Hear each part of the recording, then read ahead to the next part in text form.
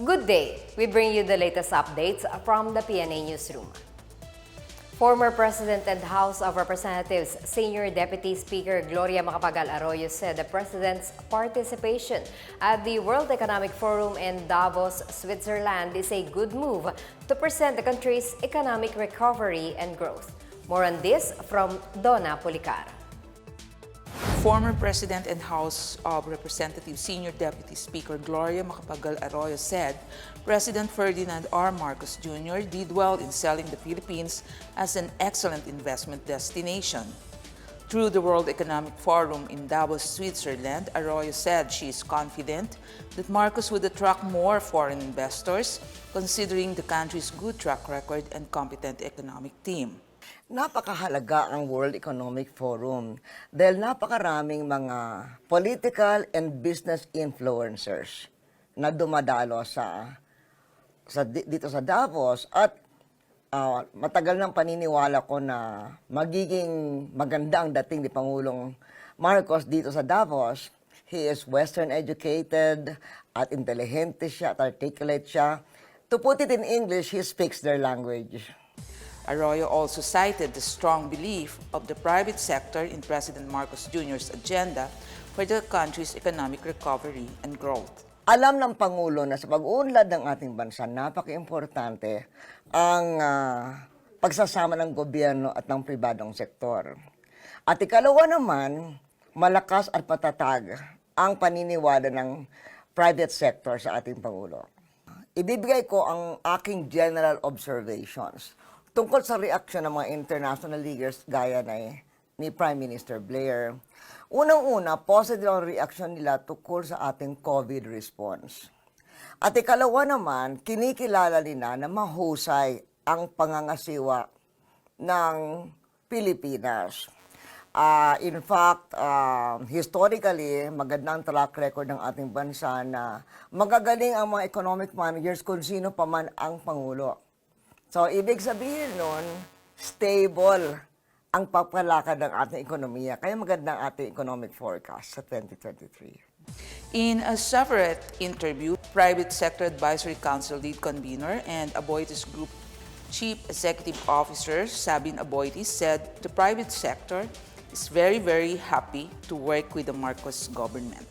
As far as I'm concerned, for me, the strong belief in the private sector, that combination is perfect, right? Because, you know, not only do you get the money, but the advice and the enthusiasm, right?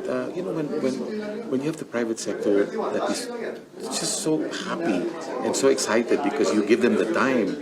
You know, he meets with us every 2 weeks with one sector that's already set up, gives us the respect, gives us the schedule 1 year in advance of all the meetings. Where do you get that, right? So when you have that dual type of respect for each other, it excites people. In the President's belief in the private sector is very strong.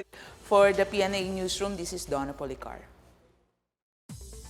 President Ferdinand Marcos Jr. has approved the temporary modification of tariff rates on imported electric vehicles, including its parts and components. Under Executive Order Number 12, signed on January 13, tariff rates on completely built-up units of certain EVs such as passenger cars, buses, minibuses, vans, trucks, motorcycles, tricycles, scooters, and bicycles would be temporarily reduced to zero for a 5-year period. This is only applicable to the most favored nation tariff rates and does not apply to hybrid-type electric vehicles. The tariff rates for certain parts and components would also be lowered to 1% from 5% for 5 years. The President signed the order in support of the transition to emerging technologies. It is also expected to boost the sales of electric vehicles for a cleaner and greener transportation option. Aside from electric vehicles, Marcos also lowers the import duty rates on mechanically deboned meat of chicken and turkey. Marcos signed Executive Order number 13, which retains a temporary 5% tariff rates on the product until December 31, 2024. This is to ensure the continued supply of essential food products at affordable prices, diversify the country's market sources, and help business recover and sustain their operations.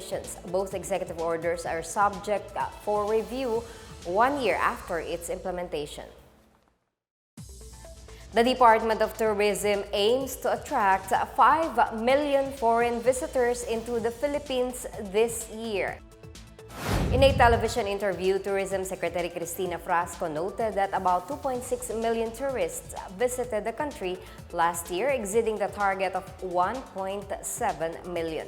The government has implemented the e-travel, a one-stop travel declaration system to help the DOT achieve its goal.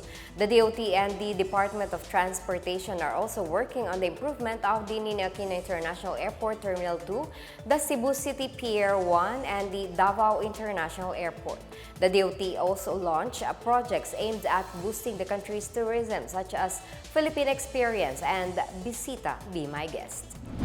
Data from the UN World Tourism Organization showed that international tourism reached 63% of its pre-pandemic level in 2022 despite doubling from a year ago. About 917 million tourists traveled internationally last year, up by 101.6% from the previous year. The Middle East made the largest improvement in international tourism, reaching 88% of the pre-COVID levels. The UN expects international tourist arrivals to reach 80% to 95% of pre-pandemic levels this year. In other news, Quezon City is holding its own Chinese New Year festivities to welcome the Year of the Rabbit on Sunday, January 22. Quezon City Mayor Joy Belmonte and the Filipino-Chinese community are drumming up support for the city's celebration as an alternative to the annual celebration in Manila's Chinatown. Quezon City Association of Filipino-Chinese Businessmen Incorporated President Joaquin Ko and QC Chinatown Development Foundation Chairman Charles Chen said people can enjoy the same spectacles without enduring the overcrowding. Visitors in Banawe can expect float parades, dragon and lion dance performances and fireworks displays, and enjoy authentic Chinese cuisine, among others. In line with the Chinese New Year festivities, parts of Banawe Street from Cuenco Street up to Quezon Avenue area will be closed to traffic from 9 p.m. on Saturday, January 21 to 9 p.m. on Sunday, January 22. The city government is encouraging the public to wear face masks to prevent the spread of COVID-19. And that's the latest and the biggest stories from the Pna Newsroom. For more news content, visit our webpage or head on to the Philippine News Agency's Facebook and Twitter accounts. We are also shown on the social media pages of the Presidential Communications Office and Radio Pilipinas RP1. Stay tuned for more news updates. I'm Marita Muaje. We tell stories that inspire change.